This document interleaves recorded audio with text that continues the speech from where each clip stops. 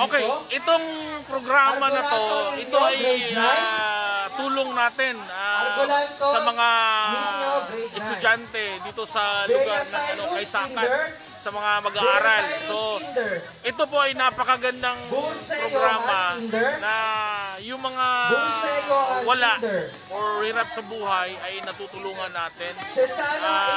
Tuwan-tuwa yung mga bata ngayon na sila mismo ay nakatanggap ng complete set ng gamit sa school. Ito yung bag, ito yung itong isang set na to. So,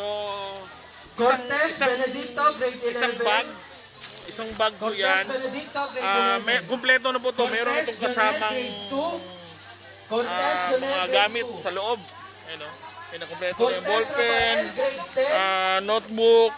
So, yung buong ano na to, yung buong Kaysakat na to, nagbibigay tayo ng more than 250 na sets ng gamit pang school sa mga bata. So, napakasarap po makatulong sa ating mga kababayan. So, ito po yung layunin ng Zeal to Heal. Gustong tulungan yung mga taong wala. So, yung activity na to, hindi lang dito sa lugar, ginagawa namin to halos buong Pilipinas. So, yung may mga matatabang puso dyan na willing sumuporta or tumulong sa mga nangangailangan. Ang Zeal to Heal po, hindi lang po yung mga bata na nangangailangan at tutulungan natin.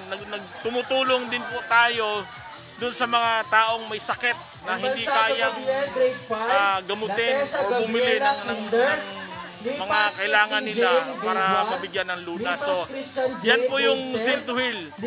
Ako po ay humingi ng kunting tulong doon sa mga tao na may matatabang puso na kasama namin na